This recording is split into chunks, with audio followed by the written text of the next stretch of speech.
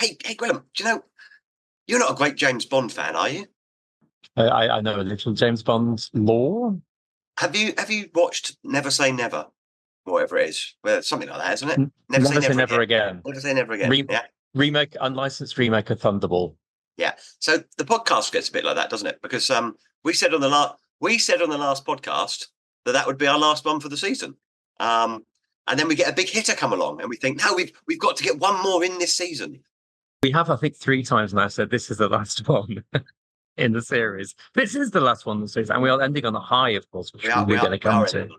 Yeah. So that's really actually, cool. John, a bit of interesting James Bond knowledge, by the way. Never Say Never Again. Sean Connery was a remake of Thunderball because they had a bit of Ian Fleming had an issue with the film rights versus the book rights, and the film was a bit odd, and it wasn't very well scripted. So they actually brought Dick Clements and Ian Lafreniere in.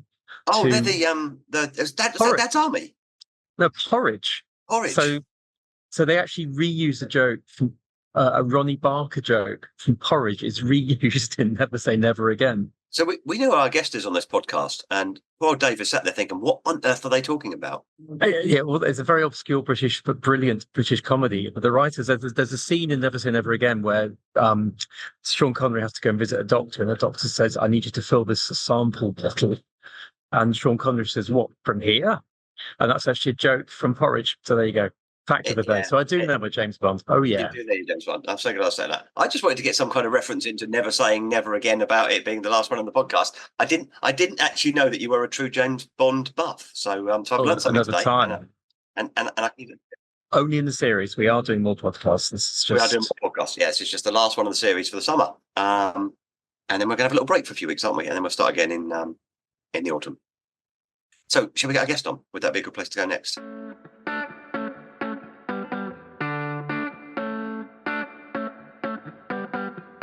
Lee Davis and Gwilym Roberts are the Two IPs in a pod, and you are listening to a podcast on intellectual property, brought to you by the Chartered Institute of Patent Attorneys. So really excited, Gwilym, aren't we? We've been looking forward to this one for a long time. We have Dave Kappos with us, former head of the USPTO. And Dave, I know your legend goes before you, but do you want to give yourself a little introduction? Yeah, surely. And great to hear about the James Bond lore. That's, of course, a super famous movie franchise that we love over here in the US as well. And I enjoy watching those films. So now I'm going to have to go back, Gwilym, and rewatch Never Say Never Again. I think I was involved in the deal here a few years ago where the catalog was included in the film assets, if I'm remembering correctly, that it was one of our deals here. Super famous anyway. So yeah, great to join you guys, Lee and Gwilym, and to be with CIPA folks. Great organization, as Gwilym knows. I've had some history with it going back. I'm Dave Kappos, as Lee said, former director of the USPTO during the Obama administration. Before that, I was a chief IP lawyer at IBM, where we had, and IBM still has, a nice operation there in Hersley. Since then, I've been now 11, going on 12 years. I've been a partner here at Cravath in New York City. As you can see, that is actually New York City behind me on this Thursday morning in the heat of the summer, August 1st.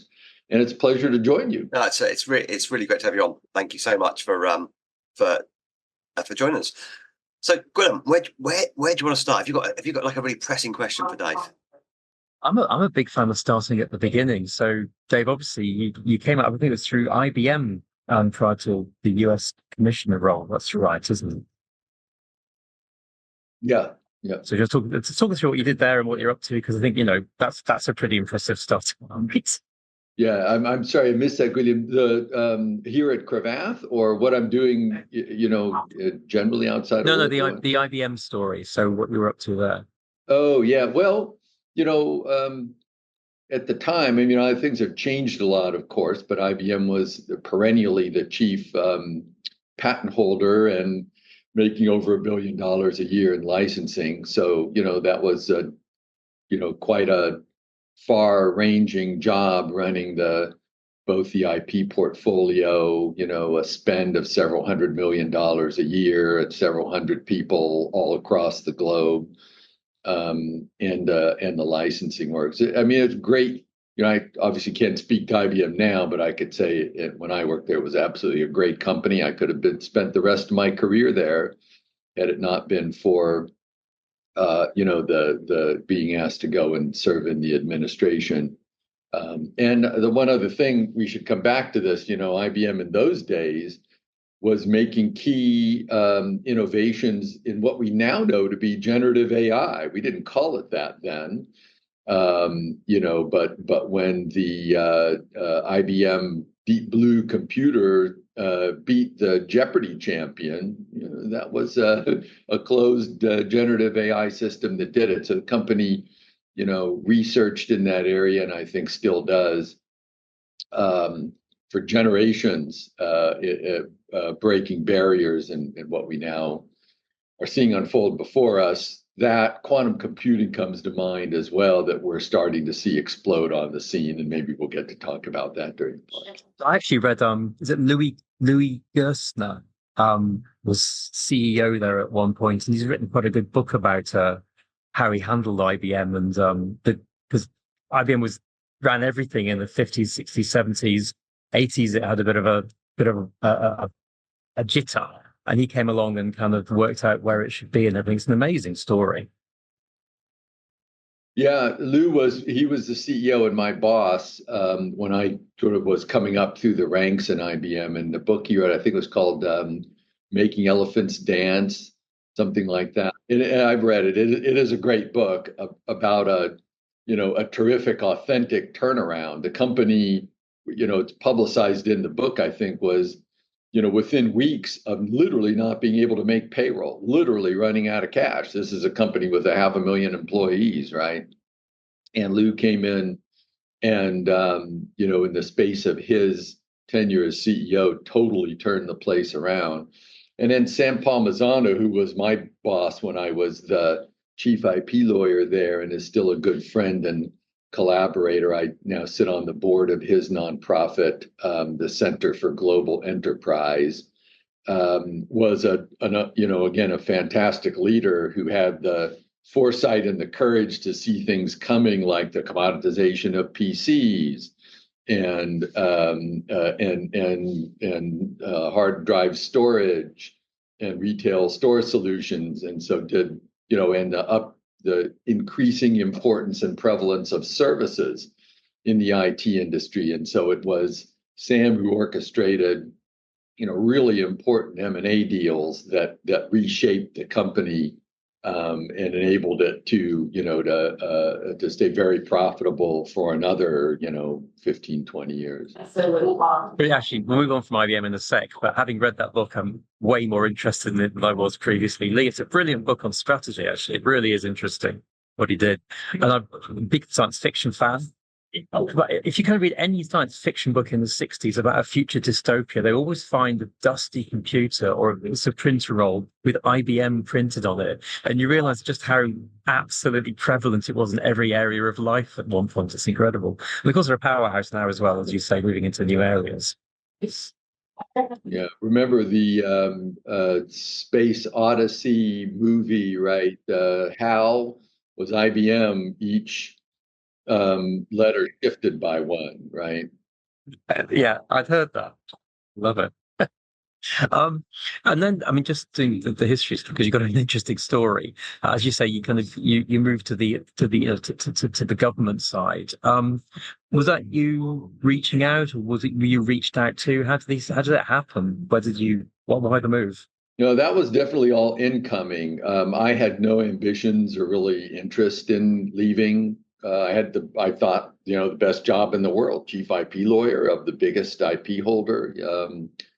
So I had no interest in leaving. I was called at the beginning of the Obama administration because I was known, as the chief IP lawyer, spending a lot of time in DC. I had gotten to know, important members of Congress. and staff. And so they called me at the beginning of the administration and said, we think the USPTO is in trouble, and would you come and see if you can help fix it? I mean, you were the talk of the town. I remember it really well, and the turnaround. I don't know if it was a turnaround, but the work you did was amazing. But did you jump at it? Did you jump at it? Did you think maybe not? What was your thought process when this came in? Well, so what I said was, look, let me go talk to my wife. That was actually exactly what I said, because I wasn't going to, even think about something like that without my wife, agreeing to, because, right, the spouse is along for the journey, as rough as it can get. And my wife was very supportive. And so, right, I was able to then go forward with the job. And I mean, Lee and I are going to have a fanboy moment here, but I guess you met a couple of presidents over your time as a result of that role. Yeah, I got to know President Obama fairly well. There were some weeks, I'm looking at pictures of us up here on my office, some weeks when I was spending so much time at the White House. It's very disruptive to go there because you got to go through security to get in. It takes time. You got to leave your devices. So I'd always bring hard copy paper with me, so I have something to do. Then you're perennially waiting for your meeting with the president and whatever, or other members, the vice president. I did some work with Joe Biden, now President Biden, when he was vice president. He was very good in those days and really could run a room of CEOs. That was what I was involved with him on some entertainment industry work. But yeah, so I got to spend a fair amount of time with President Obama, spent some time again with Joe Biden, then vice president. Even before that with President Clinton. So I've gotten to know a few of them, at least in passing. That's quite cool. Go, Lee. Can I just segue and do a little kind of? I know we don't do politics on the podcast, Gwilym. So tell me off if I'm going down the wrong street with this one, and we can always cut it out. But Dave, so the way the system works in the States, with the head of the USPTO being largely a political appointment, is obviously very different to the way it works in the UK, where we have a career civil service, and the civil service is very disconnected from party politics. How in your experience, how does the manner of the likes of USPTO director appointments frame IP policy in the States? Well, it is indeed a policy job here in the US, and it's what's called a PAS job, presidentially appointed, Senate confirmed. So it's one of about 1,000 or so roles in the government that require the appointment by the President of the United States and Senate confirmation. So it's a political job. You serve at the will and whim of the president. You can be dismissed on any given day for any reason or no reason, by the president. And the role is, it's a kind of a two-hatted role. One is to make the trains run, examine and issue patents and trademarks. And then the other manage a budget of now, at the time it was around $3 billion. Now it's around $5 billion, I think. It might be 4 and change. But at the time it was around 10,000 employees. I think it may be around 13,000 now. That's one side. And then the other side is the policy hat, advising, as is in the law, right? Advising the Secretary of Commerce and the president through the Secretary of Commerce on intellectual property policy issues, patent, trademark, trade secret, copyright. So in that role, you're constantly jousting and jostling in the administration, with other agency heads and the White House and, OSTP, Office of Science, Technology, Policy, OMB, Office of Management and Budget, on and on and on, in order to advance intellectual property related policies. So just before we move on from that, I was going to say, I mean, Lee and I, we've met a few presidents ourselves, obviously, but strictly speaking, presidents of the Chartered Institute of Patent Attorneys, even so, some pretty high-powered players. Including, of course, Roger Burt, who Dave would know well. Indeed, yes. In fact, you very kindly came to visit SEPA. I think it was probably in the last few months of your tenure at the USPTO, when back in the days when Roger was vice president at SEPA. Yes, yeah. And since I remember having a meeting with the CIPA folks. So I think when Gwilym was president. no, they won't have me. They won't have me. I'd have him tomorrow, Dave, but he won't do the game. Thank you, that's very kindly. But so yeah, Lee and I have obviously known a lot of presidents. I was going to say this up for our closer, Lee, but I'm not going to because I don't think we're going to win. So I'm just going to ask Dave. So Dave, you've mentioned Clinton, Obama, Biden. Who's your favorite president of those three? No, that would be it's like asking someone, which is your favorite of your kids. All three super amazing and can really run a room. The thing that's the most amazing about these folks, all of them, I found, is when you're in a room with them, there could be 100 other people there and you feel like you are the most important person in the world suddenly. Like, how did this happen? I thought I was like an intelligent, person who could reason perfectly and not like suddenly feeling like a Beatles fan in the 1960s or something. That is amazing, and yeah, so we're not the only fanboys. It's not all that. That's good. And then I obviously then on to Cravath, and it always interests. We talked to Lisa Jorgensen quite recently, actually. Obviously at Whitebay, you'll know her well, and she has also done the kind of the holy trinity of in-house private practice and kind of institutional. So Cravath was presumably another kind of adventure in a different direction, going into private practice. Yeah, very much so. It's serving a lot of clients, not one client. The in-house role has, I always loved it because you get to really know the client well, the business people, the strategy, the legal issues. In a law firm role, you're getting to know as best you can lots of different clients. And here, this is we're in the M&A world, so we're doing big ticket deals, right? In many industries, entertainment mentioned before, biopharma, travel and transportation, materials, products like that, as well as big ticket litigation. So yeah, it's a very different environment. It's a place where, people don't come to a place like Cravath with their normal legal issues. They either handle those in-house or they get other lawyers to handle them. They come to Cravath with their most pressing sort of bet the business issues. So you get used to everything, feeling like a high wire act. That still sounds exciting if stressful by the sound of it. Yeah, I was still smiling. So we're actually originally planning to try and catch up with you when Lee and I were over at Inter in Atlanta. I think I did actually bump into you at the Glipper conference, in fact. So we did kind of cross paths, but at the time we were obviously talking to a lot of American players, as it were, but we didn't ever actually get into a little overview of the state of the nation in terms of, in particular, the patent side of things in the US. Any kind of big headlines that you think are worth mentioning about how things are going over there right now? Yeah, sure. And for your audience, I have to first say, yeah, we were on literally the Atlanta Braves football field, right, in this giant indoor stadium, and they had the goalposts set up. And they had football set up with like attendance for people to try to kick a field goal from 20 yards out or something like that. And if I remember right, Gwilym punched one through the uprights. I'm not. I wish. I'm not sure I did. I'll take that. You didn't tell me this, Will. It sounds. I'm not sure I've ever got a ball between two posts in my life, but if people remember that, then I'll accept it. That's the way I remember it. So anyway, state of the U.S. patent system. I wish I could say that it was strong and healthy, but it's kind of not in many ways. And you can see that just by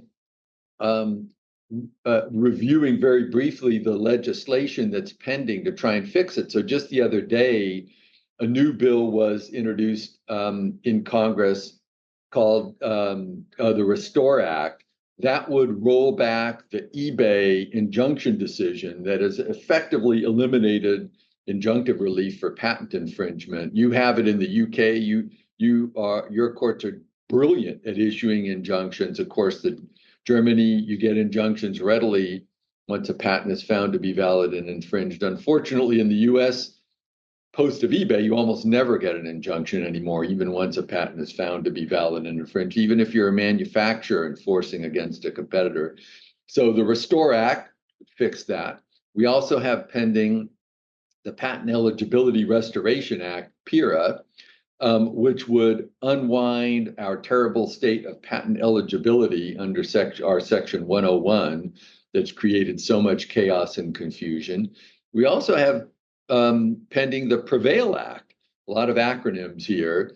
Prevail is legislation that would fix the Patent Trial and Appeal Board by changing presumptions, by ensuring that much like the way the system works in Europe, if you use the Patent Trial and Appeal Board to commence an inter partes review, what you call oppositions, we call them inter partes reviews, that you do that and you don't also fight in the district court at the same time, which is completely stupid.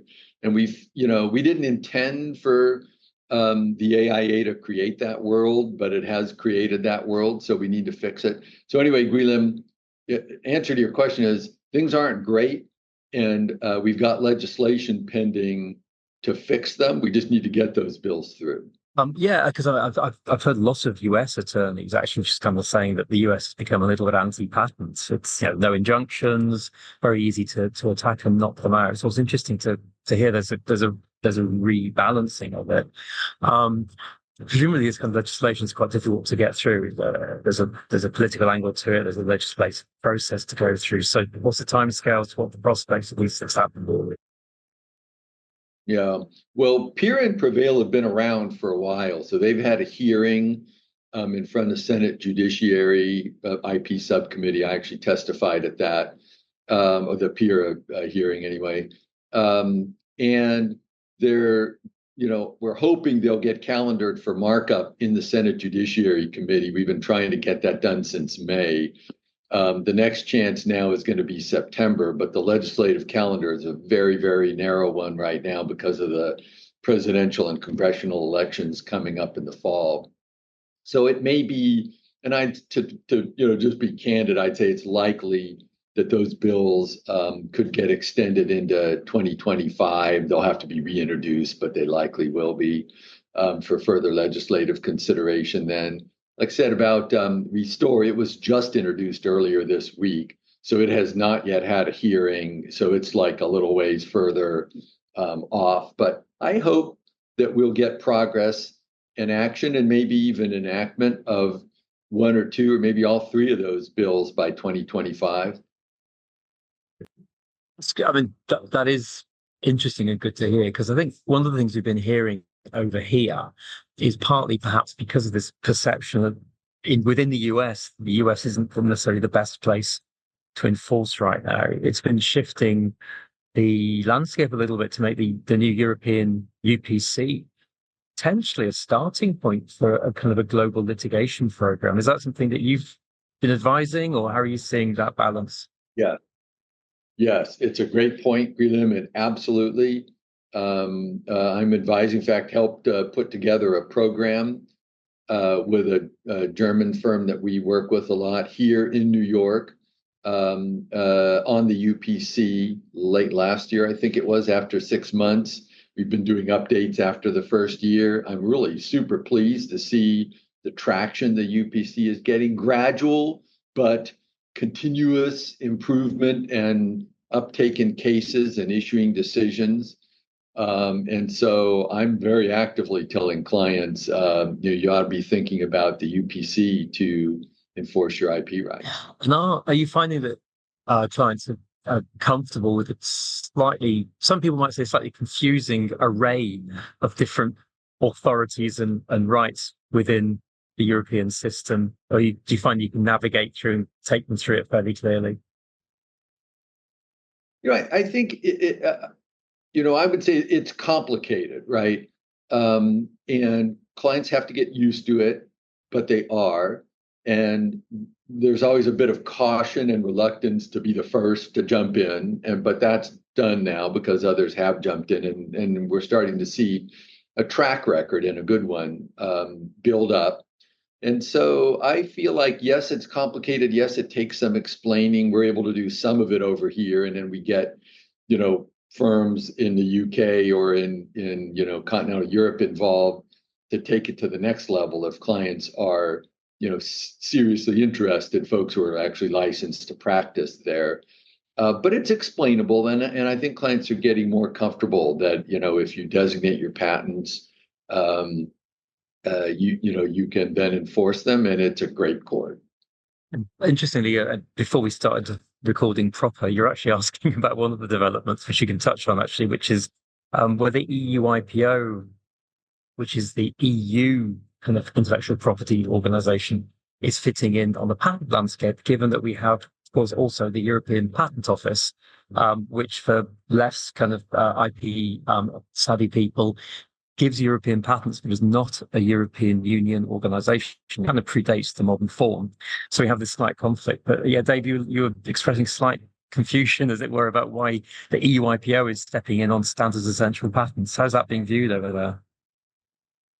Yeah, it's not viewed well here, even by the government, including up to the Secretary of Commerce, Gina Raimondo, has made very clear and conspicuous statements to her European counterparts that America is concerned about what at first the Commission and now the Parliament is doing relative to using a trademark granting authority. And there's another sub-story there, why the trademark granting authority would call itself the Intellectual Property Office, intentionally misdescribing itself. That's normally, at least in the US, that actually could be trademark infringement in its own right. But for whatever reason, the trademark granting authority deceptively misdescribes itself as an intellectual property authority, and now is poised to take on a patent mission, which it itself has openly admitted in the past that it's got absolutely no competency in. So, okay, I mean, it's like, if you spend enough money, you can get pigs to fly, right?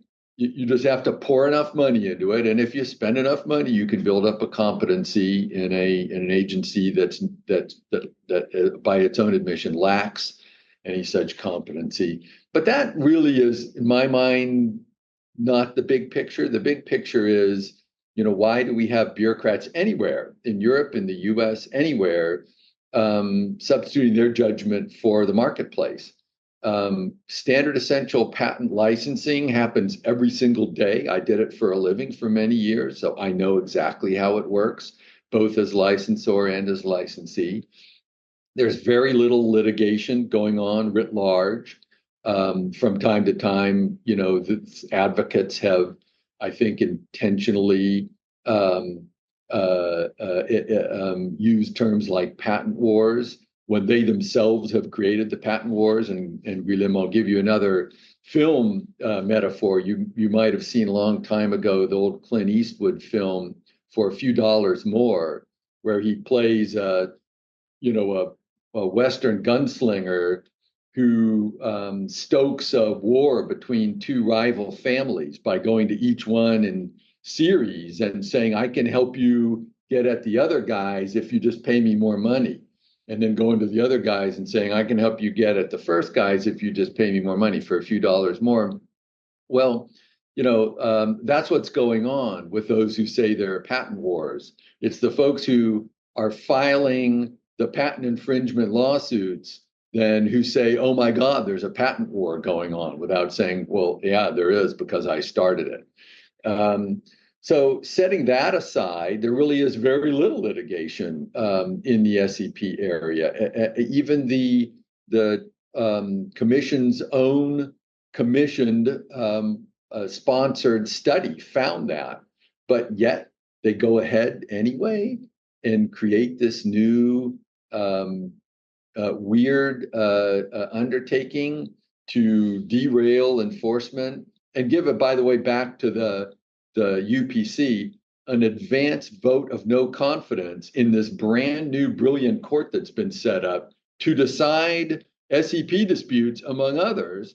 And the bureaucrats come in and say, we don't like you guys, so we're going to take this whole genre of licensing away from you and give it to bureaucrats at the Trademark Granting Authority. I mean, if the whole thing makes no sense to you, you can imagine how we feel over here about it. So unfortunately, my understanding is that's all gone through and happening. And it's just a question now of how much damage gets done. That's very clear cut. Thank you. Out of interest, I mean, you mentioned the whole concept of, as you say, bureaucracy-based organization running the standards essential argument. What about the where do you think the European Patent Office, which at least has patents in the name, would fit in with this kind of debate, or is it the point that this is one for the market to settle? Well, as I understand it, the EPO has stepped in, and they've been helpful actually. And I thank Antonio Campinos for the letter that he sent in. I think that was to the commission at the time, or related authorities saying, whoa, just be aware, this is what we do for a living, and we got a lot of expertise. We might actually be able to help you. You kind of haven't asked us, but we're right over here in Munich. So I thought that was helpful. I think it's also helpful that the EPO has stepped in and offered to EU IPO, the trademark granting people, again, to say, look, we got the competency. So if you're going to take this on, we can actually help you with it. So that seems constructive. But again, it misses the bigger picture, which is that the government doesn't need to be involved in royalty rate setting for SEPs or other patents. There's a marketplace that works fine. We now know, through the Avance patent pool that I'm sure you're very familiar with, that literally, essentially every automaker outside the Chinese automakers has taken the Avance license. It's extremely inexpensive. It's like, I think $32 through, if I remember right, through essentially all the patents you need to put 5G in an automobile.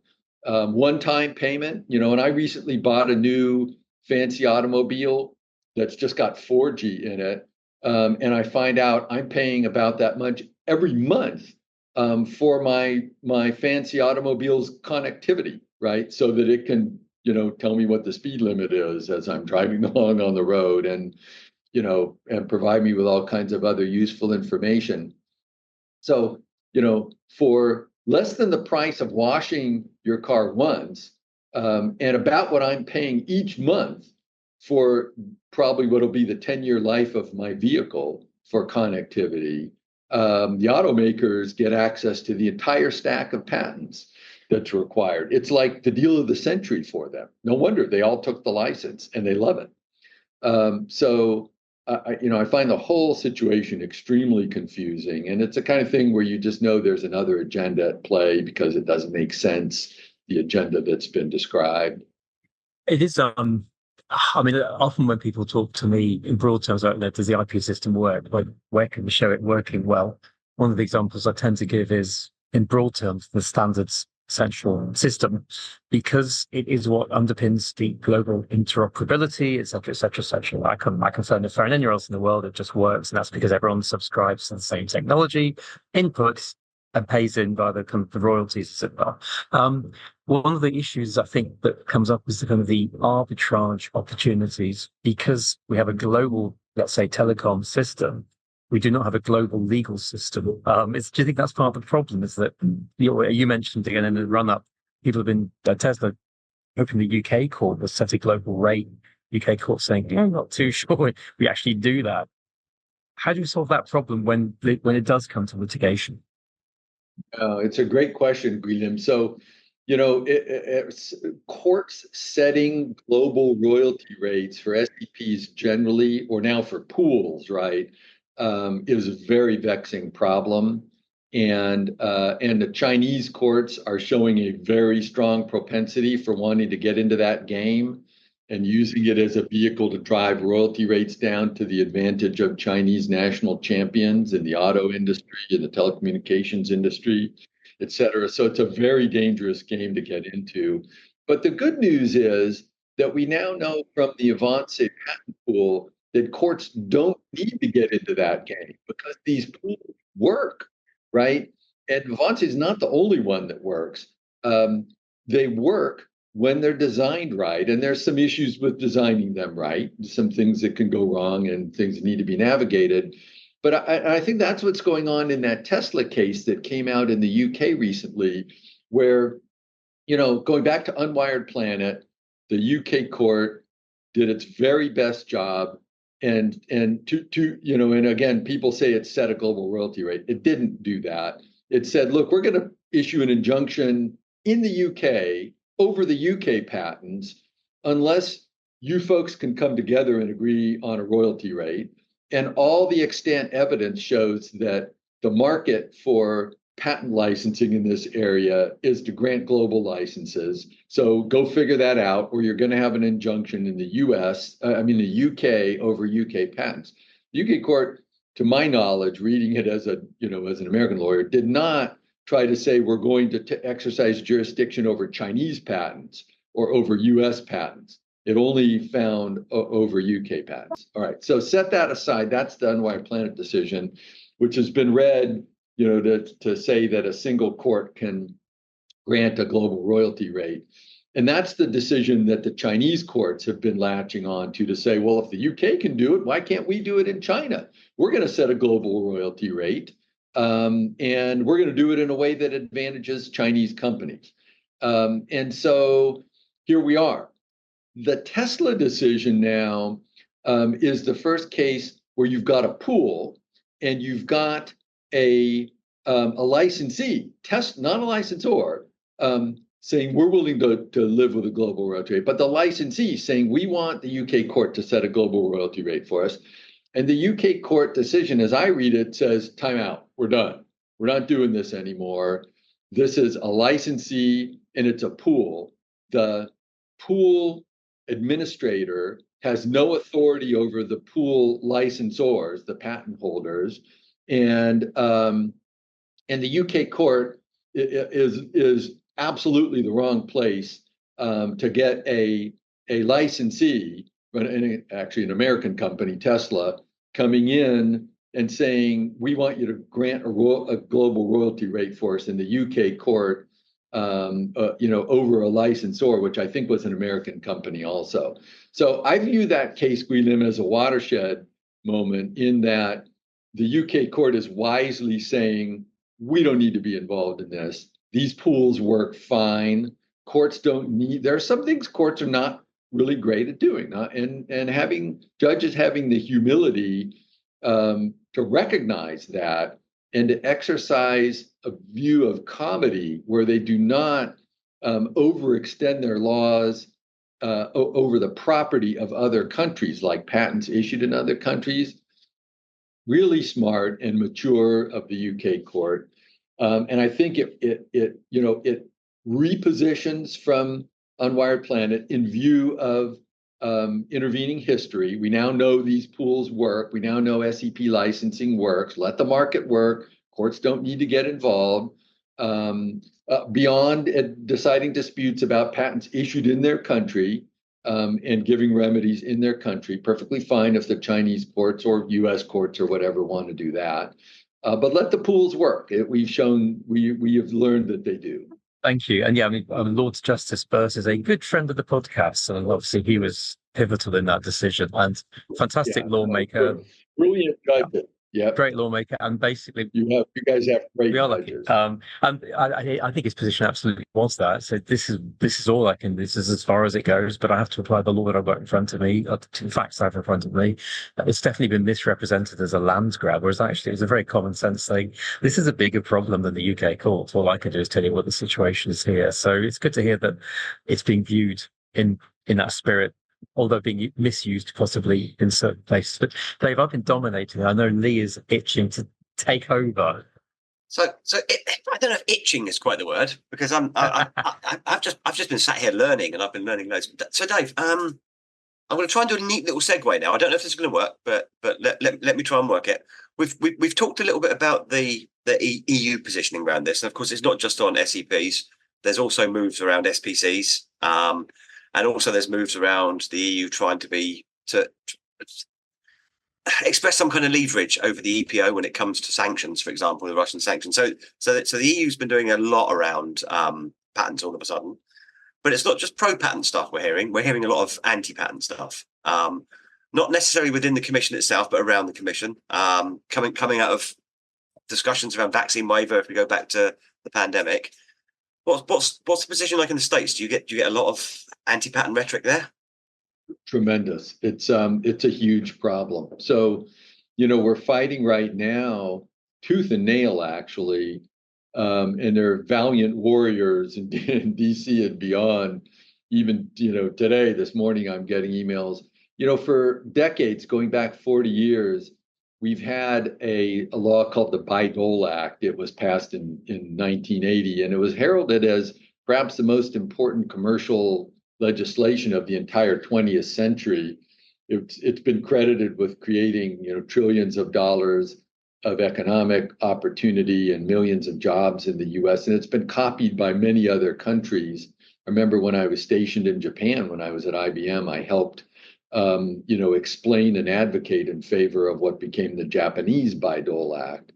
And the idea is very simple. It actually is to say, look, contractors, many companies that take funding from the government should still be permitted to own the inventions they create using that government funding, subject to some, very basic reporting requirements and a backstop where if there's like a national emergency and the patentee can't produce goods, the government can have a right to march in, as we call it. And the Bayh-Dole Act was passed under that rubric. It's worked brilliantly well. There have been many requests by commercial entities to march in, and the government never has, through our and the Republican and Democratic administrations, including when I was in the government. So suddenly, Lee, as with absolutely no reason, no provocation, the excuse given of wanting to control high drug prices, but just a bald excuse. And I can come back to that. We've got the current administration saying we're going to turn that all on its head. We're going to re-legislate from the administration, which of course is illegal. Congress legislates, the administration does not legislate in the US. And we're just going to declare that we want the government to start marching in, essentially anytime any competitor comes in and says, I can manufacture that for less money, which of course, competitors from everywhere, starting with China, you could expect to jump all over that opportunity, right? Let someone else invest billions in working all the kinks out of a new product or service, let them get it on the market, then come in and say, I can do it less expensively. Of course I can. I didn't invest the billions in the R&D in the first place. So absolutely insane, bald-faced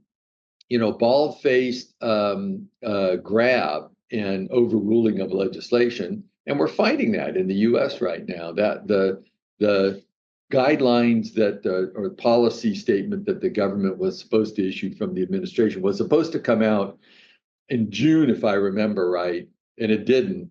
I think largely because there's been an incredible hue and cry over it. And it didn't come out in July. Now we're in August, and we still haven't seen it. So, it could come out any day. I wouldn't be surprised if it comes out during the dog days of summer here, when things are quiet and DC is empty in August. But I hope it never comes out. So, Lee, that's just one example. We've endured the TRIPS waivers that you mentioned, where Europe was the adult in the room. I mean, historically, the US had always been great at saying, absolutely not. We're not waiving TRIPS provisions in order to nationalize patents or set patents aside. Patents have nothing to do with drug availability, vaccine availability, transportation, refrigeration, government corruption in many countries, vaccine hesitancy, lack of trained medical practitioners. The list goes on and on. There are many well-documented reasons why vaccines don't make it to people in some parts of the world, and it's a terrible problem, but it's got nothing to do with the patent system. So if you actually blame it on the patent system and try and use the patent system to solve the problem, you're actually killing more people, right? Because in the process of doing that, you're not solving the real problems. You are rearranging deck chairs, right? As we say, while the ship goes down. So absolutely egregious, irresponsible to suggest that trips should be waived for the vaccines or for the diagnostics or anything. And I was shocked, stunned, appalled that the US didn't step up. I was super pleased that Europe did and said, this is crazy. We're not doing this. We're not agreeing to it. Yeah, CEPA itself took a really strong position on that in terms of the European dimension. So we were really very, very happy with the position that Europe took on that. Is this in any way? I want to kind of segue into a project that you're now heavily involved in with Andre Iancu. Was any part of this influential in you and Andre and others setting up the Council for Innovation Promotion? I think all of it played a role. The recognition that the US IP system is moving in the wrong direction, generally writ large. The recognition that somebody needed to do something about it, and the recognition that a strong, credible, clear, simple pro-innovation voice is needed to speak truth to power. It was all of those things. But Lee, you're right. Would we have created C4IP if everything were going great with the IP system? I'm not sure there would have been any need for it. And so what are your big aims? How does the world look different, or certainly the States look different 5-10 years down the line? So what do we want to see happen? So let me reel it off. We've created a scorecard among many projects, and this is a first ever scorecard rating and racking and giving a letter grade, A to F, to every single member of the US Congress. Every congressperson, every senator, every single person gets a letter grade. And the letter grade is calculated objectively. We actually hired an Israeli concilium, economists, not patent lawyers, to put this together by curating every speech, every statement, every press release, every vote, every floor statement, on and on and on, that every member of Congress makes, pro-IP or anti-IP, racking and stacking everything, and that produces the score for each member. So as an example then, coming back to your question, Lee, our vision is that in 5 years, by the way, when we came out with the first index, the first version of this, the first scorecard earlier this year, the average score, I want to say, was like C-. There were just a few members of the Senate that scored A's and a few B's and some F's as well, quite frankly.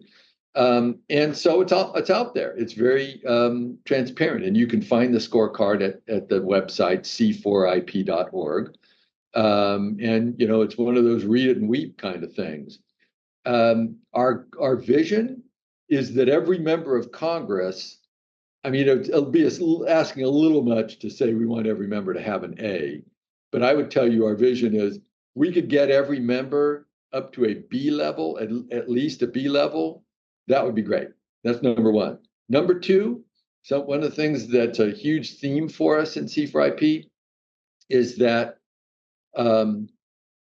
a government official, really anyone, if they say they are pro-innovation, they must be pro-intellectual property. You cannot say you're pro-innovation without also being pro-intellectual property. So, and of course, everyone says they're pro-innovation. Find a member of parliament that says, oh, I'm against innovation. You're not going to find that, right? They're all pro-innovation. So we're trying to create this equation to put a lot of pressure on for the proposition that, no, you cannot say you're pro-innovation if you are working against intellectual property. You can only say you are pro-innovation if you are working for a strong and effective intellectual property system. And we're going to hold folks accountable for that. So what's our vision for 5 years from now? That every member of Congress will say, because I'm pro-innovation, I am also pro intellectual property. That would be great. And I think that should be doable. I don't know. Will we have a few stragglers? Probably. We got some people who still think the world is flat. But, I would say most everyone. So last one I'll give you, I could go on, all day, but I'll say our vision is that in less than 5 years from now, like within the next couple of years, that those three pieces of legislation I mentioned, Restore, Prevail, and PIRA, are passed into law. We fixed Section 101, we fixed the PTAB, and we fixed injunctions. That would be a huge sea change for the intellectual property system in the US. That's quite a mission in 5 years, Dave. That's good luck with that. Or less. One of my jobs on the podcast, Dave, is to try and keep us to time, and we're kind of right up against the clock now. So I'm finished with all of my questions. So I'm just going to say thank you very much for coming on. It's been an absolute pleasure having you on. It's been a delight. But I know that Gwilym's got a little closer question that he wants to ask. So the context, Dave, is that Lee normally has some question that we're not expecting to finish off, linked somehow to the context of the call. And he's given me the lovely job of coming up with it this time. And I was actually going to say, going back to the fun, exciting knowledge of just how many US presidents you've hung out with. Lee, I'll start with you. And Dave, you're going to have to find someone else for your answer. But okay, famous people you've met, and you can't mention some of that you've already mentioned in the podcast, so it can't be that bloke who told you can't sing in a lift. Morrissey. Yeah. I can't mention. Oh no, I can't mention Morrissey. We need another one. We need another one. We need another one. Well, Bob Geldof would be a biggie, obviously. At the time when Bob Geldof was God. So this was back in my years working in further education policy, when Bob was the kind of keynote speaker at a big conferencey dinner thing, and ended up being on my table, sat next to me. He's a great person to have dinner with, Bob Geldof, because he is every bit the person that you see on the screen. He just doesn't stop swearing, doesn't stop being really, really loud, doesn't stop waving his arms around, soup going everywhere. That was quite a fun time. And so if I'm allowed to, Gwilym, it would be the recently departed His Royal Highness the Duke of Edinburgh. So Prince Philip, yeah, who I've also had dinner with, and who also has some interesting mannerisms at dinner. So, for example, he stood up and unbuttoned his coat and had his tie kept straight under his coat by a big nappy pin. So I'll give you those two. Okay, over to you, Dave. So you've obviously done three presidents, which is a pretty impressive start. Go on, name another famous person in any walk of your life. Yeah, I think of a few Nobel Prize winners that I've been fortunate to spend time with. And a number of years ago, we had one from NYU just down, in Lower Manhattan, who had come up with won his Nobel Prize for an economic theory about innovation spillover effects and the importance of strong innovation incentives. And had him come speak here about AI, actually. This is, around 2016 or so, before AI was what it is now. And that was pretty inspiring because I gave him the objective of, help us envision what the right IP system should be to protect data. And he said, recognizing that data is non-rivalrous, you should have very lightweight protections for it. And I thought it sounded obvious once he explained it, but beforehand it was anything but obvious. So that would be my example. So, Gwilym, you know how this works. You don't get away with it. You posed the question, so you better have the best answer to finish with. I didn't. Lee's better at this than me, Dave, because he always makes sure he's got a really good answer to this question. I actually haven't got a very good one at all. Daniel Craig once looked at me, but it does tie in with James Bond. So there we go. Daniel Craig, was he wearing his budgie smugglers at the time? Was he properly clothed? It was on an aeroplane, and he looked he did look very cool. He looked very cool indeed. There we go. That's all I got. That's all I got, Lee. That's sad. That's sad, mate. Oh, Dave, thank you so much for joining us. I hope you've enjoyed being on the podcast as much as we've loved having you on. it's been a real pleasure. As Gwilym and I were talking about in the chat, we did some really heavy stuff there, and hopefully this is going to get sort of great reviews from our listeners, who need to leave those reviews on the podcasting platform of their choice, Gwilym, so that other people can find the podcast. Yeah, guys, thanks for having me on. Lee, great to see you. Gwilym, great as always. Fun conversation. Cheers, Dave. That's a wrap.